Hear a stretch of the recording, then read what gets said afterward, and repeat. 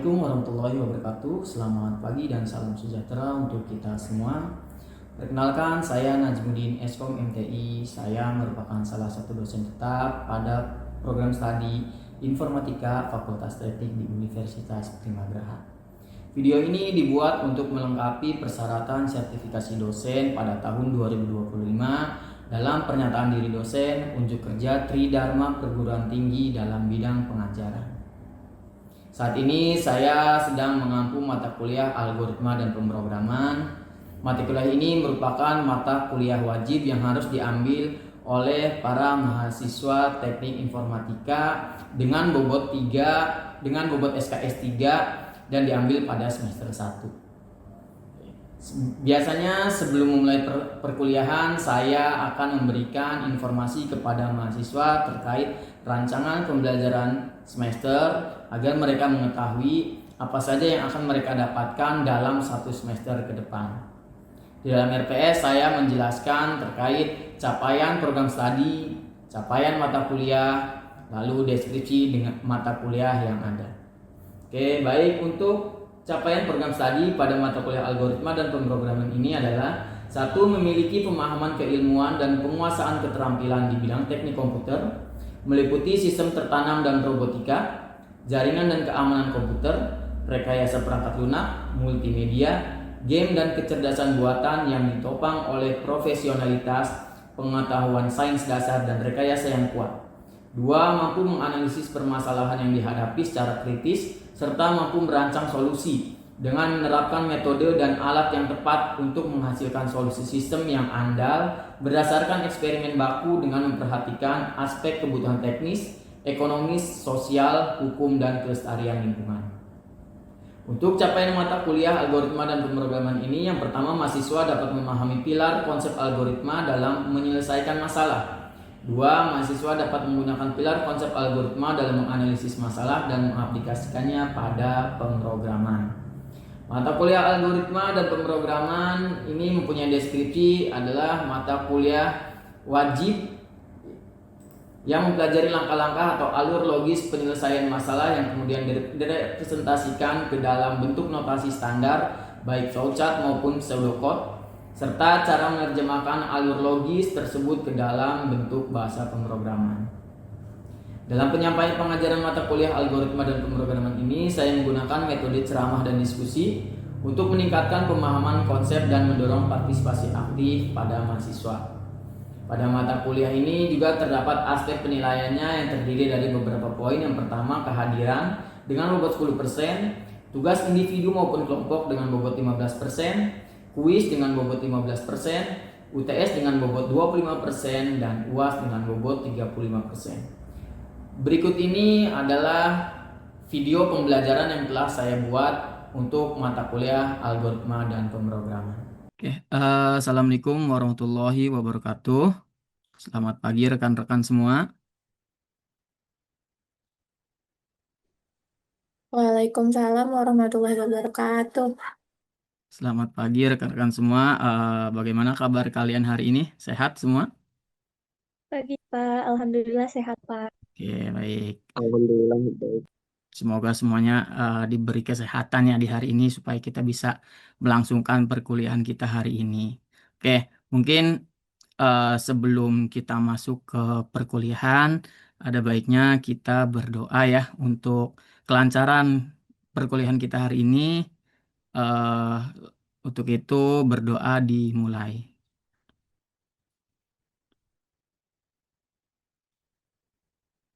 Amin. Berdoa selesai. Oke. Minggu lalu kita sudah bahas tentang tipe data ya, tipe data, variabel, dan operator. Hari ini kita akan masuk ke materi kita selanjutnya. Materi kita selanjutnya ini berupa tentang notasi penulisan algoritma ya. Oke, saya izin share screen. Sebentar. Saya belum show. Saya izin share screen ke kalian untuk materi kita hari ini. Oke, bagaimana? Sudah terlihat tampilannya? Sudah, Pak. Sudah. Sudah, Oke. Pak. Sudah. Sudah, Pak. Oke. Oke, kita bahas tentang penulisan dan notasi algoritma. Oke, notasi algoritma. Oke, apa aja yang mau kita bahas di hari ini? Yang pertama kita mau bahas tentang notasi algoritma. Kedua, kalimat deskriptif. Ketiga, pseudocode. Keempat, flowchart. Dan yang kelima adalah assessment. Ya. Oke, kita masuk ke yang pertama. Yang pertama, notasi algoritma adalah hal dasar yang mesti diketahui oleh setiap orang yang membangun suatu program. Karena dalam notasi algoritma itu terdapat kerangka-kerangka suatu program yang akan dibangun. Penjelasan tahapan dalam algoritma tidak mengacu pada sintaks pemrograman apapun ya, dan tidak tergantung pada spesifikasi komputer yang mengeksekusinya. Jadi dalam artian eh, bahasa pemrograman sama pemrogramannya ini tidak mengacu, kalau algoritma ini tidak mengacu sama jenis bahasa pemrograman yang lain. Oke, tidak ada aturan yang baku dalam menuliskan algoritma. Yang terpenting adalah mudah dibaca dan dipahami. Meski demikian, untuk menghindari kekeliruan dan salah pemahaman, sehingga notasi algoritma perlu diperhatikan. Oke, secara umum ada 3 jenis eh, narasi algoritma ya, atau notasi algoritma. Ini yang kita mau bahas di hari ini. Yang pertama adalah kalimat deskriptif, yang kedua ada pseudocode, dan yang ketiga ada flowchart. Oke, kita bahas dari yang pertama. Kalimat deskriptif. Penulisan notasi algoritma menggunakan kalimat deskriptif atau disebut dengan notasi alami. Oke. Kalimat deskriptif biasanya digunakan untuk algoritma pendek. Algoritma panjang kurang efektif jika menggunakan notasi kalimat deskriptif. Nanti kita lihat ada contoh penulisan kalimat deskriptif. Oke, penggunaan kalimat deskriptif yang pertama adalah tidak ada aturan yang baku dalam penulisan notasi kalimat deskriptif. Oke. Yang kedua, pada intinya penulisan dan notasi algoritma pemrograman kalimat deskriptif haruslah menggunakan bahasa sehari-hari. Bisa menggunakan bahasa Indonesia atau bahasa Inggris yang mudah dimengerti. Seperti kita hari ini, kita menggunakan bahasa Indonesia. Oke. Lalu dalam penulisannya perlu menghindari kata-kata yang ambigu atau kata-kata yang tidak dimengerti atau yang apa namanya?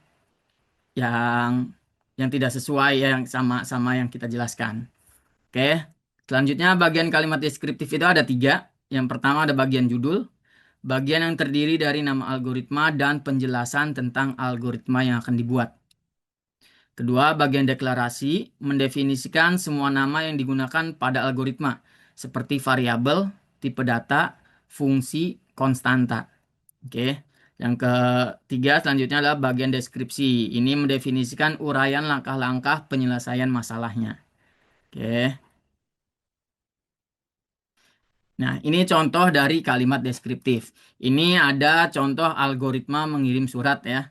Mungkin kalian sudah pernah mengirim surat ya melalui kantor pos. Oke. Langkah yang pertama pasti kita harus mengetik atau menulis suratnya ya. Kita harus menulis suratnya terlebih dahulu. Kedua, masukkan surat ke dalam amplop. Kalau kita melakukan pengiriman surat melalui kantor pos. Ketiga, tuliskan alamat pengirim surat. Oke. Jika tidak ingat, lebih dulu ambil buku alamat dan cari alamat yang dituju. Lalu alamat amplop ditulis di alamat amplop suratnya. Oke. Keempat, beli dan tempelkan perangko pada amplop. Oke, kalau di surat kan di surat harus memakai perangko ya. Kelima, pergi ke kantor pos dan membawa surat untuk diserahkan kepada pegawai pos setempat. Oke, setelah itu nanti yang bergerak adalah dari kantor pos akan mengirimkan melalui angkutan pos ini ke alamat tujuan ya. Oke. Itu untuk contoh kalimat deskriptif. Sampai sini paham? Paham, Pak. Paham. Oke. Paham, Pak. Mungkin Pak. saya coba tanya gini, kalau kalian diminta buatkan algoritma mengambil uang di ATM, bagaimana langkahnya? Coba siapa yang bisa bantu? Pak. Boleh, silakan Mas. Jadi langkah algoritma mengambil uang ATM itu yang pertama kita mulai, Oke, yang kedua itu memasukkan kartu di mesin ATM, oke, yang ketiga itu pilih bahasa, oke, kemudian yang keempat itu masukkan paspor, yang kelima itu pilih menu tarik tunai. Nah, setelah itu yang keenam itu pilih jenis rekening. oke, Yang ketujuh itu masukkan jumlah uang yang ingin diambil. oke. Yang kedelapan itu jika saldo mencukupi, mesin ATM akan mengeluarkan uang sesuai dengan jumlahnya. Nah, jika tidak, maka kembali ke nomor 6. Ambil uangnya, kemudian ambil kartu ATM dan setelah itu selesai, Pak. Mungkin itu Hmm, saja, Pak, langkah algoritma mengambil uang di ATM. Terima Oke. kasih, Pak. Makasih ya Mas Murtaji. Benar ya itu adalah langkah-langkah kalau kita mengambil uang di ATM itu dengan menggunakan kalimat deskriptif atau kalimat yang kita biasa gunakan sehari-hari ya. Oke, itu contohnya. Oke, kita lanjut dengan notasi yang kedua ya. Notasi yang kedua adalah pseudocode. Oke, pseudocode berasal dari kata pseudo yang berarti imitasi atau mirip. Oke, atau menyerupai. Dan kode yang berarti adalah kode program. Pseudocode dalam sebuah algoritma bukanlah kode program sebenarnya, hanya mirip saja, sehingga tidak dapat langsung dieksekusi oleh komputer. Jadi, eh, penulisannya ini hampir mirip dengan penulisan kode program ya, yang sebenarnya, tetapi ini bukan sebuah kode program, hanya mirip saja. Oke, kita lihat contohnya ciri-ciri pseudocode. Yang pertama adalah pseudocode menggunakan bahasa yang tidak rumit, yang mana mudah dibaca dan dipahami oleh manusia. Kayak sama seperti kalimat deskriptif tadi, bisa menggunakan bahasa Indonesia atau bahasa Inggris. Oke, bahasa yang kita mudah pahamin aja. Kedua, pseudocode tidak memiliki aturan atau standar baku yang harus diikuti oleh pembuatnya. Selanjutnya, ketiga, pseudocode menggunakan sintaks dari suatu program seperti kalian bisa lihat di sini ada arrows yang ke sini, terus ada kurang dari, lebih dari, kurang dari sama dengan, lebih dari sama dengan dan lain-lain. Oke, ini adalah operatornya. Oke. Strukturnya yang pertama adalah harus memiliki judul. Oke, harus memiliki judul ya, berisi nama program yang akan dibuat. Biasanya bagian ini penulisannya diawali dengan kata program. Nama program terdiri dari satu kata singkat namun menggambarkan apa yang dilakukan oleh program. Oke, kalau kita mau bikin judul di pseudocode sebisa mungkin harus singkat ya. Harus singkat dan memang menggambarkan apa yang mau kita buat. Oke, yang kedua ada deklarasi. Bagian deklarasi digunakan untuk menyatakan semua nama yang digunakan di dalam algoritma. Nama yang dideklarasikan dapat berupa nama konstanta, nama peubah, nama tipe data, nama prosedur atau fungsi. Oke, dalam algoritma semua nama harus dikenali terlebih dahulu sebelum mereka digunakan. Oke, jadi harus dikasih tahu dulu nih siapa aja namanya, apa aja nih yang mau dipakai tipe datanya, kayak gitu. Oke, yang ketiga ada isi program. Isi program. Bagian ini sih merupakan bagian utama dari algoritma. Berisi kumpulan instruksi atau langkah-langkah yang sistematis, kondisional, atau berulang untuk menjalankan program dengan menggunakan nama-nama yang telah dideklarasikan pada bagian deklarasi. Oke, kita lihat contohnya di samping kanan ya. Di sini ada sebuah program untuk menghitung luas segitiga. Oke, ini disebut dengan judul ya. Oke, ini judulnya adalah program hitung luas segitiga. Oke, yang kedua adalah deklarasi. Di deklarasi di sini ada variabelnya adalah yang mau kita pakai itu adalah luas, alas, dan tinggi. Kenapa luas, alas, dan tinggi? Karena dalam menghitung luas segitiga, rumus yang digunakan adalah alas kali tinggi. Oke, alas kali tinggi dibagi dua. Itu rumus kalau mau menghitung luas segitiga. Oke, tipe data apa yang kita pakai? Tipe datanya adalah integer. Di sini kita pakai tipe data integer. Oke, ini disebut dengan deklarasi. Oke, yang kedua, selanjutnya adalah kita mau melakukan deskripsi atau isi algoritmanya. Oke, kita masukkan di sini alasnya, misalnya alasnya sama dengan 5, tingginya sama dengan 10. Oke, tingginya sama dengan 10.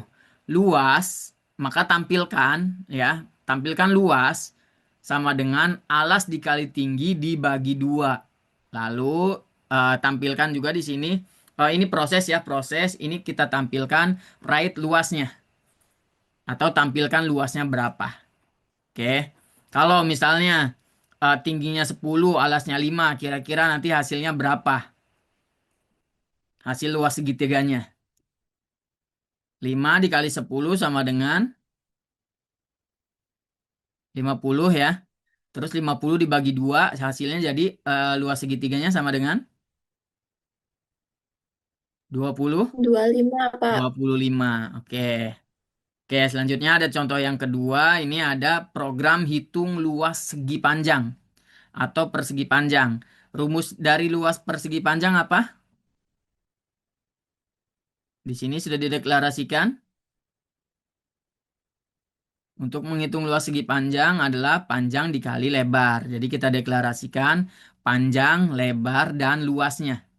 Lalu tipe datanya kita masih pakai integer. Oke. Lalu isi algoritmanya di sini baca panjang, read lebar. Oke. Lalu luasnya adalah panjang dikali lebar. Lalu print luasnya. Oke, kalau panjangnya 10 dan lebarnya 5, sama seperti ini, kira-kira hasilnya jadi berapa luas segi panjangnya? Jadi 5 dikali 10 sama dengan 50. 50. Oke, ini adalah eh, cara penulisannya ya, cara penulisan untuk pseudocode. Oke, sampai sini paham? Ini kita masih pakai eh, contoh-contoh kasus yang memang masih simpel ya. Oke, sampai sini paham? Paham, Pak? Paham. Paham, Pak. Oke. Oke, kita coba lagi ya. Saya mau kasih coba kalian pertanyaan. Coba buatkan pseudocode ya. Pseudocode untuk menghitung apakah dia bilangan prima atau bukan. Boleh saya, Pak? Boleh, silakan. Oke. Awal-awal itu kita memulai pemrograman. Yang kedua Oke. itu kita memasukkan nilai bilangan A yang ingin diperiksa. Oke. Yang ketiga itu inisialisasi variabel B dengan nilai 1 atau biasa disebut B sama dengan 1. Oke. Langkah keempat yaitu tingkatkan nilai B dengan 1 atau biasa disebut B sama dengan B plus 1. Langkah kelima yaitu hitung sisa pembagian A dengan B dan simpan hasilnya di variabel C. Oke. Biasa disebut tuh C sama dengan A mod B. Langkah Oke. keenam yaitu periksa apakah C sama dengan 0. Nah, langkah ketujuh itu jika C tidak sama dengan 0, maka kembali ke langkah 4. Oke. Langkah ke-8 yaitu jika C sama dengan 0, maka periksa apakah nilai A sama dengan B. Jika A tidak sama dengan B, maka A bukanlah bilangan prima. Langkah Oke. ke-10 yaitu jika A sama dengan B, maka A adalah bilangan prima. Selanjutnya yaitu selesai. Seperti itu, Oke. Pak. Oke, terima kasih ya Mbak Nur Laila. Oke, jadi Iya, ini Pak. pernah kita bahas di minggu lalu ya, terkait mencari bilangan prima. Oke, jadi ada di sana namanya mod. Mod itu adalah hasil bagi ya, hasil bagi. Jadi sama ya, sebenarnya sama yang kita bahas di minggu lalu, cuma hanya penulisannya aja yang agak berbeda. Oke, dengan menggunakan notasi pseudocode tadi. Oke, sampai sini paham? Paham, Pak. Paham ya? Paham, Pak. Oke, kalau gitu kita lanjut ke yang ketiga. Selanjutnya ada yang namanya flowchart. Oke, flowchart adalah standar dasar pemodelan yang berfungsi untuk menggambarkan alur logika dalam algoritma pemrograman. Flowchart ditampilkan dalam bentuk diagram yang mana dapat mempresentasikan urutan dari operasi yang dilakukan dari awal sampai akhir untuk penyelesaian algoritma pemrograman sehingga mendapatkan hasil. Penggunaan flowchart akan membuat algoritma pemrograman menjadi lebih mudah dimengerti karena algoritma ditampilkan dalam simbol-simbol gambar yang terstandar. Oke. Oke, bedanya kita sudah bahas tadi dua ya. Ada yang pertama adalah kalimat deskriptif, yang kedua adalah pseudocode. Oke, kalau yang tadi itu menggunakan bahasa sehari-hari ya. Nah, kalau flowchart ini bedanya dia menggunakan simbol-simbol gambar yang memang sudah ada standarnya masing-masing dan sudah ada fungsinya masing-masing. Oke, kita lihat di sini aturan umum flowchart ya. Semua simbol dari flowchart dihubungkan oleh garis aliran atau arrows ya, yang mengindikasikan arah aliran bukan garis biasa. Oke, nanti kita bahas juga tentang simbol-simbolnya. Kedua, garis aliran memasuki bagian atas simbol dan keluar dari bagian bawah. Kecuali untuk simbol keputusan atau decision yang memiliki garis aliran yang keluar dari bawah atau ke samping. Oke. Keempat, ada aliran berproses bergerak dari atas ke bawah. Oke, dari atas ke bawah ya. Awal dan akhir pada flowchart disimbolkan dengan terminal atau kalau tadi kan mulai Mbak Nuralia kan pakai mulai dan selesai ya, sama seperti di flowchart juga, cuma dia menggunakan simbol. Simbolnya adalah terminal namanya, oke. Oke, kita selanjutnya program flowchart. Program flowchart yaitu bagian yang memperlihatkan urutan dan hubungan proses dalam suatu program. Dua jenis metode penggambaran program flowchart. Yang pertama adalah conceptual flowchart. Conceptual flowchart menggambarkan alur pemecahan masalah secara global. Gambarnya seperti ini nih. Start, input, proses, output, lalu selesai. End ya. Nah, kalau yang detail flowchart menggambarkan alur pemecahan masalah secara rinci. Ini lihat, dari gambarnya sudah mulai berbeda ya. Di sini ada garis yang ke atas lagi nih, dari sini. Oke, ini disebut dengan detail flowchart. Oke, ini salah satu bentuk dari perulangan. Nanti kita bahas juga tentang perulangan di minggu berikutnya. Oke, nah ini simbol-simbol flowchartnya. Oke, di sini ada simbol terminator atau terminal tadi ya. Simbolnya apa ini ya? Elips ya. Seperti elips ya. Ini digunakan untuk permulaan atau mengakhiri program. Oke, lalu ini rows ya. Rows yaitu seperti ini bentuknya, simbolnya, atau garis alir. Ini arah aliran program. Oke, arah aliran program harus dari atas ke bawah ya. Dari atas ke bawah. Oke, lalu ada yang namanya preparation. Ini simbolnya apa ini? Persegi 6 ya, atau apa ini? Oke, bentuknya seperti ini ya. Ini namanya preparation. Ini untuk proses inisialisasi atau pemberian harga awal. Kedua ada persegi panjang di sini. Ini disebut dengan proses. Proses ini adalah proses perhitungan atau proses pengolahan data. Selanjutnya ada jajaran genjang. Ini untuk input atau output data. Ya, ini untuk masukan atau keluaran. Oke, sama. Antara inputan dan keluaran ini sama simbolnya. Selanjutnya ada subprogram atau predefinite process. Ini seperti proses ya, tapi dia di sampingnya dikasih garis lagi. Ini disebut dengan subprogram. Oke. Selanjutnya ada apa ini, layang-layang ya, kayak layang-layang gini disebut dengan decision. Oke, perbandingan pernyataan atau penyeleksian data yang memberikan pilihan untuk langkah selanjutnya. Oke, ini untuk kalau kita misalnya ada pilihan if then else tadi ya. Ini digunakan untuk di percabangan. Selanjutnya ada yang lingkaran atau on page connector. Ini penghubung bagian-bagian flowchart yang berada pada satu halaman.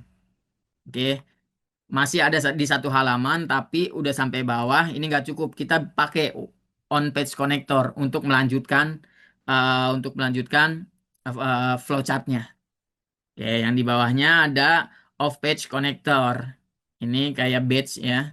Penghubung bagian-bagian flowchart yang berada pada halaman yang berbeda. Oke, Oke. Kalau yang on page connector halamannya sama, kalau yang off page connector yang halamannya berbeda. Oke. Ini yang ini yang sering kita gunakan ya kalau nanti kalian membuat flowchart ya. Ini yang sering sering sekali digunakan.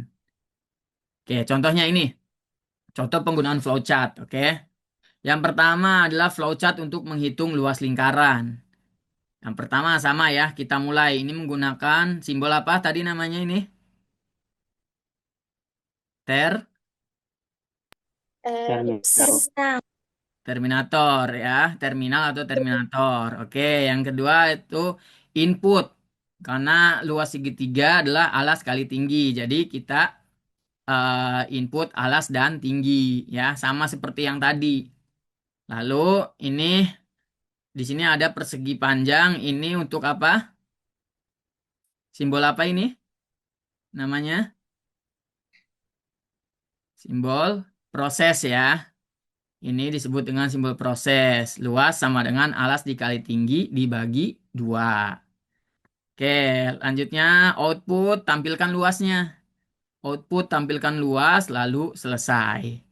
Oke, sama ya kayak yang tadi dibahas di pseudocode. Oke. Lalu di sini ada flowchart untuk menghitung luas lingkaran. Luas lingkaran. Di sini ada yang berbeda. Yang mana? Kira-kira? Dari gambar ini ada yang berbeda. Yang mana? Yang berbeda adalah di sini ya. Di sini ada ya. preparation. Oke. Kenapa pi ini dimasukkan ke preparation? Karena nilai pi ini nilainya tidak berubah ya. Nilai pi ini tidak berubah 22/7 atau 3,14 ya. Mungkin kalian pas di SMA sering belajar tuh luas-luas bangun datar, bangun ruang ya. Kalau untuk luas lingkaran adalah pi kali r kuadrat ya rumusnya ya. Pi kali r kuadrat. R adalah diameter. Jadi di sini kita mulai. Kita masukkan nilai konstantanya nih. Pi sama dengan 3,14 ya. Mungkin dari kalian SMA sampai sekarang masih sama. Poinnya 3,14. Oke. Oke, selanjutnya input diameter atau R. Proses luas sama dengan pi kali R kuadrat. Lalu tampilkan luas dan selesai. Oke. Ini untuk soal latihan kalian minggu depan ya. Di sini ada tiga soal. Di sini kalian suruh membuat notasi algoritma ya. Di sini nomor 1 menggunakan kalimat deskriptif, nomor 2 menggunakan flowchart, dan yang ketiga menggunakan pseudocode. Oke. Terima kasih. Ada yang mau ditanyakan? Bapak izin bertanya, Pak. Ya, silakan. Tadi kan dibahas tentang notasi algoritma, Pak ya? Ya. Itu tuh kenapa sih, Pak, notasi algoritma itu penting dalam pemrograman gitu, Pak? Oke. Oke, jawabannya mungkin karena notasi algoritma membantu programmer ya menyusun logika program secara sistematis sebelum ditulis ke dalam bahasa program, sehingga mengurangi kesalahan dan memudahkan pengembangan si programmer tersebut. Oke, Iya, Pak. Terima kasih.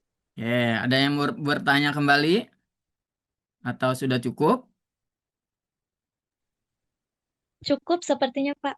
Oke, cukup ya. Mungkin bisa dipahami ya untuk materi kita hari ini. Oke, kalau memang cukup, mungkin sebelum menutup pertemuan kita hari ini, alangkah baiknya kita membaca Alhamdulillah ya, hamdalah untuk mengakhiri pertemuan kita hari ini. Alhamdulillahirabbil alamin. Oke, mungkin untuk pertemuan kita hari ini kita akhiri. Terima kasih untuk kalian yang sudah hadir di pertemuan kita hari ini. Untuk absensi kalian bisa scan ya, scan barcode di siakat kita, oke? Kalau gitu saya akhirin. Assalamualaikum warahmatullahi wabarakatuh. Waalaikumsalam Waalaikumsalam warahmatullahi warahmatullahi wabarakatuh. wabarakatuh.